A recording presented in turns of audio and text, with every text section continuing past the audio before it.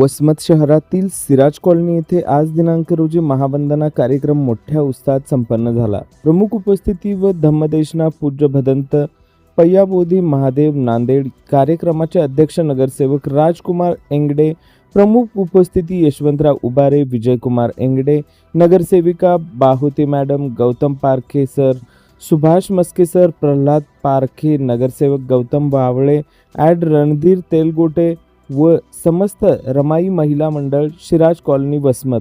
प्रतिनिधी सचिन घारापुरे।